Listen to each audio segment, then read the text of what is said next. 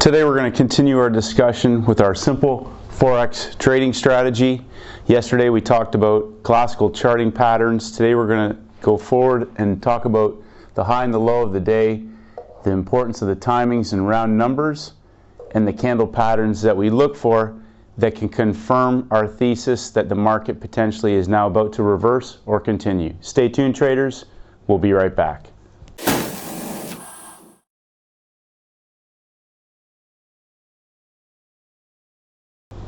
G'day traders, I'm Stacy Burke from Stacy Burke Trading. Again, tons of emails. I appreciate all the feedback, just some great interaction with a lot of really fantastic traders, and I really appreciate that. And I'm glad that you're getting value.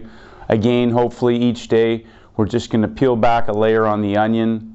As simple as our four sort of step system is, as you can tell in live time, we get confused, we get analysis paralysis. It's all about simplifying everything as simple as possible. One of the things we're going to talk about today that's critical is the high and the low of the day. The reason why this is so important is that this represents where the market has either sold from previously or bought from. And when we look at our session each day, we go into Asia, we'll have a previous high and low from the day before, and we may even have some significant intraday highs and lows that we're trading inside of as the Asian session begins. What's critical to understand about that is that if we have a new day and we've got our low and we've got our high, and the market may have highs and lows from the previous day over here. These levels are significant in that they can become either levels of potential resistance or support in either direction, but it also represents where there's been buying occur before and selling occur before. In most cases, these levels have come at round numbers, sometimes zeros, sometimes 50s. And for purposes of this explanation, we want to hit home. A lot of people have asked, how do you know when you're at the high or the low of the day? Well, typically speaking, if you don't already have a high or a low in place, then perhaps the price action that you're in at the moment is the high or the low of the session. Generally speaking, we talked about aligning ourselves with some bigger picture classical charting patterns, the rectangles, the head and shoulders, the symmetrical triangles, descending triangles, different patterns that allow us to measure range expansions for profit targets.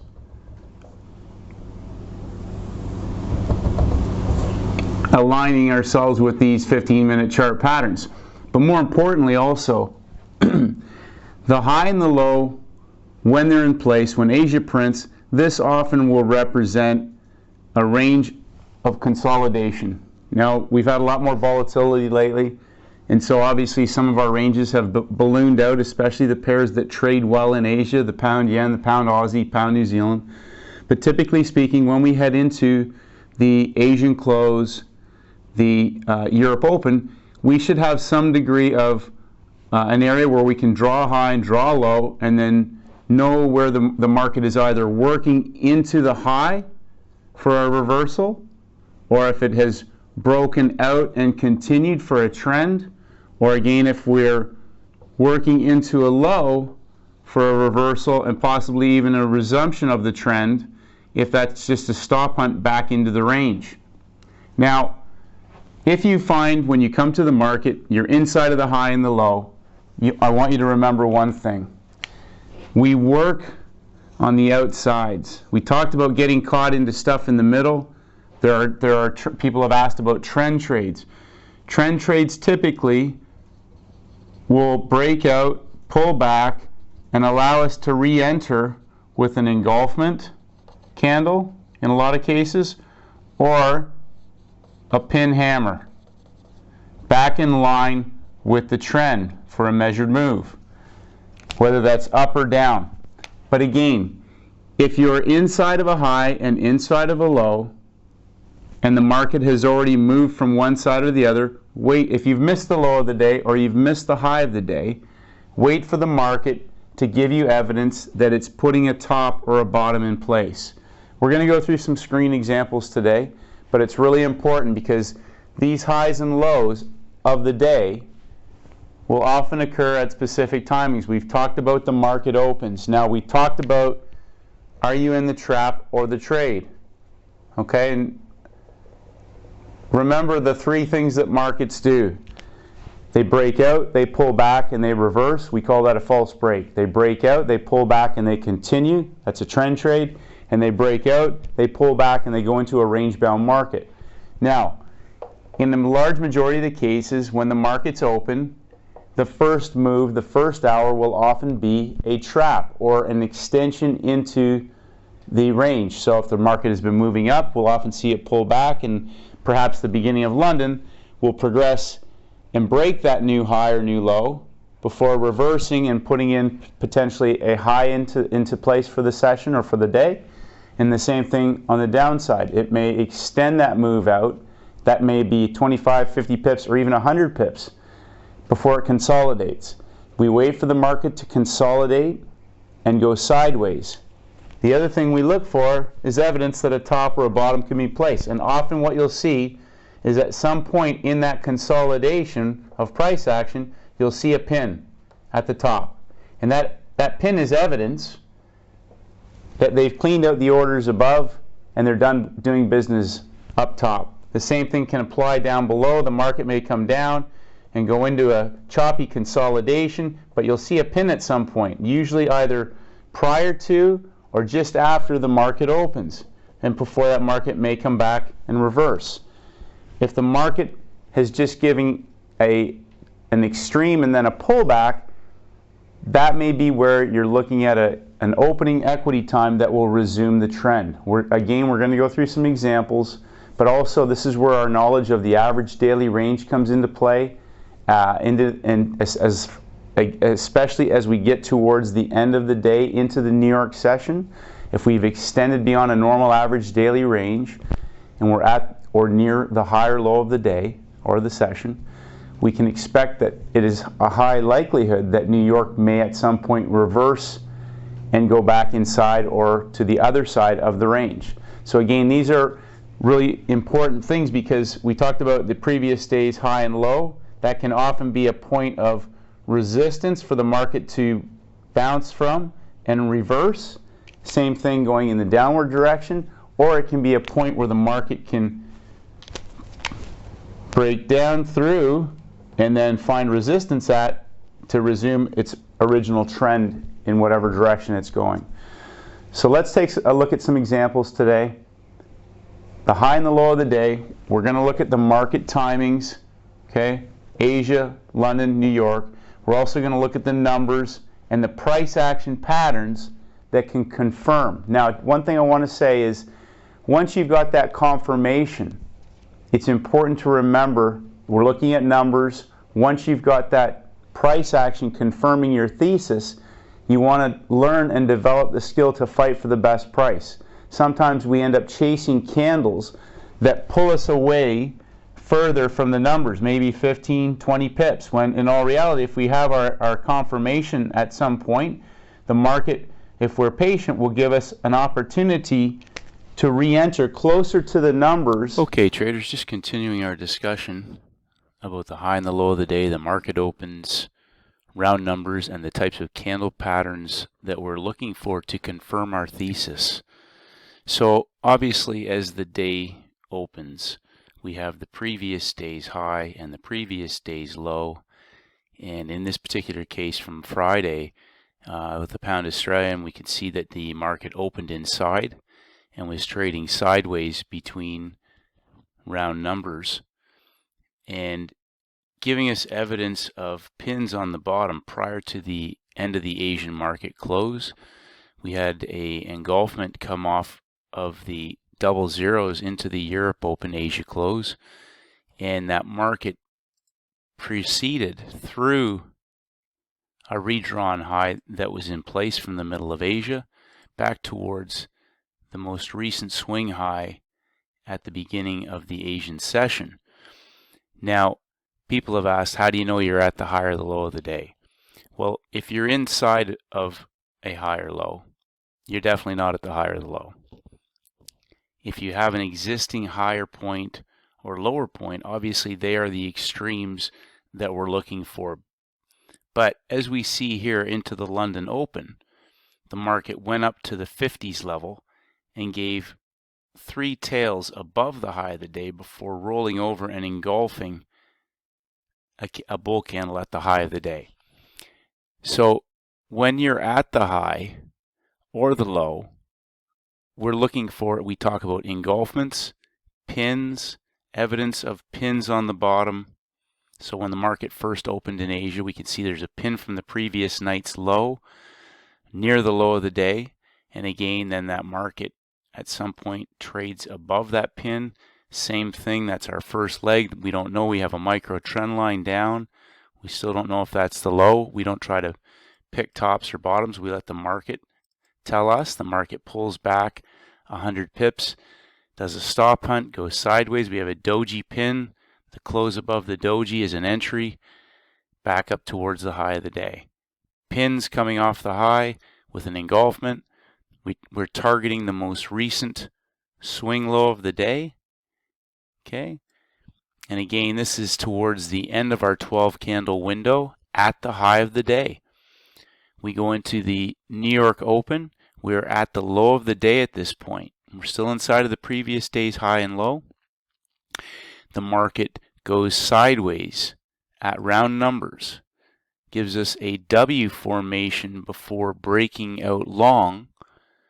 Traders either may have traded the break, they may have gotten in on a smaller time frame, but the breakout engulfing candle position traders just below the double zeros back towards the high of the day.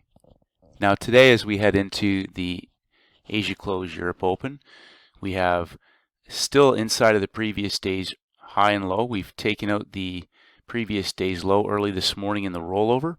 The market went up and pinned the high. We've had 1 drive, 2 drives, potentially 3 drives that may come back up to the high or may exhaust and roll over before retesting the low of the day. Now, as we head into the end of Asia, we have a low of the day redrawn and we have a high of the day in place. And right now, we're inside of that high and that low. So until we get evidence of either a redrawn high of the day for a retest with a candle pattern, either an engulfment or a pin bar hammer coming off of numbers maybe at 50 or double zeros, we have lots of tails on the upside, evidence that the market has possibly flipped the book around this double zero level, or we wait for the market to take out the high up top and either continue or give us evidence of coming back inside of the range to retest the redrawn or most recent low. Saw a great example this morning on the the Aussie Canadian. I don't typically follow the other pairs, but I look at this pair primarily because I'm Canadian and I look at the exchange. But we had 3 pins on the bottom this morning. We had a big pin in the rollover. The market came down and retested that redrawn low of the day, the new low of the day, gave us pin hammers off the bottom. So again, we don't just necessarily take one confirmation, but we had one straight down candle, which is often evidence of a stop hunt, pin bar, and then a second pin bar to confirm that, and a bull hammer taking off out of that range. So it's possible we may have a low of the day in place. The market now has come up once, possibly making a second run up towards the high. It may roll over and retest that, but we may have a low of the day in place on that pair. Just thought we'd look at crude oil since it's obviously approaching historic low levels again, but we have a great example of a high pattern in place and late in the US session Friday, how the market went up and pinned that high over a 50 pip point pin, I believe, and then went sideways and came down 1 push, 2 push, 3 pushes before reversing off that low this morning. But again, just looking at highs and lows, we know that the market has potential sellers up in this area. If we bring together last week's chart. The market again sold off at the previous day's blue tracer. And again, we came up there Friday night and the market pinned that high before pulling back. So again, we look at evidence of pins, okay, up at the highs or the lows, showing us that the market has cleaned out that area possibly and giving us evidence that we're about to move back in the other direction. So we'll look at a few of the other pairs. Pound yen, this was a great example of it coming down on Friday. We had a intraday high put in late in the US session. The market came down into the close and pushed 3 times into that low, not breaking it before pulling back and moving back inside of the range. That market, therefore, then, first place it would normally head to is to take out stops. It came back. It did not retest the low or the breakout. It went back and went up again. And again, we see that the market gave a pin bar, which again is evidence of why we don't get in just on one candle confirmation. But if we were to get in on this candle, we would need evidence from the market that it was going down. And in this case, it didn't go down, it went up.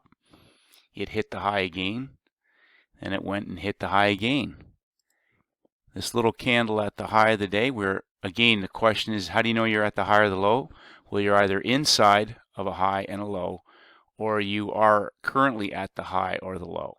So we saw the market go up and paint a little bull hammer at the high, and now we're basically at the end of our 3rd hour 12 candle window. We get into the New York session and we see the market pin into this candle prior to the open. So that's 1 push, 2 pushes, 3 pushes to the high. We see pins above the round numbers at the New York open. We're looking for some evidence of a sell high setup. We see this on the last candle. If you haven't already entered in at numbers with your stop up around the high bull candle, this last pin bar at the 1st hour of the New York open gives us an opportunity to trade the break of that with a 1 bar stop, targeting at least 2 times that distance down. That market again stopped out traders who were long into the Asia close Europe open before consolidating in a 100 pip box. And then this morning we see the market come down, break the blue tracer, pull back.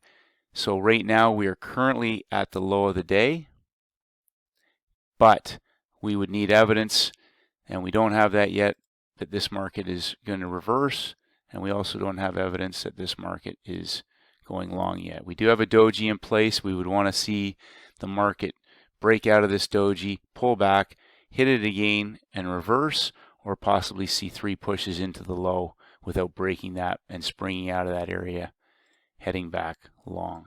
If this market was to break down through here on an engulfment, we could see it retest the low of the day from Friday, and at that point the market could resume its downward drive back to the downside. So again, we want to see pins or engulfments as we head into the market opens. So we get the engulfment pattern here underneath of the high candle, except that we're a couple hours out from the market open. And you can see that this trade was still successful, except that traders had to sit through another couple hours of sideways action. And had they used this as a confirming entry into the New York open, it would have allowed traders to either get filled at the numbers or on the break of this last bullpen hammer. The pound's another good example of redrawing your highs and lows. We head into the new day on Friday. We redraw our highs and lows. We can see the market traded sideways within this high and low region. And again, we want to stay out of the inside. We want to wait for the market to get to one of the extremes to give us the best. Or if you are trading inside of this range back to one of the extremes, you want to be aware of where this market can potentially reverse or fail. This is an example of a 3-bar engulfment off the high of the day at round numbers. Traders could also trade the break of the bull candle or the bull candle combination with a 1-bar stop basically for the measured move, the first move to the break of the low, and possibly a measured move down because we were in a sustained downward moving market. Pound Canadian, great example of a trending market again. We see the market consolidate into the close after a 200 pip pullback. We see pins at the low of the day. Those pins can become magnets or anchor points for trades to resume, which they did. They fell over, they pinned the low, they pulled back 150 pips before going sideways and giving a pin hammer, bull hammer reversal off the 50 level for the measured move down into the close of Friday's session. So again, we see the pin, the engulfment, the three-bar engulfment, then a pin. This pin is evidence of stop hunting traders who have got it right at the numbers. And again, we see the original trend out of London, the retest, the pullback, and the continuation. So again, pins, engulfments. Another example of an engulfment where 1 bar completely envelops the other. And today we see that currently we're inside of the high and the low of the range. We will wait until the market either gives us a redrawn high or low or trades to one of the extremes to give us a candle confirmation pattern, either long through a break for a measured move back up towards the Friday's blue line, which is the high of the day, or we see a retest of the lows that were put in place from Friday.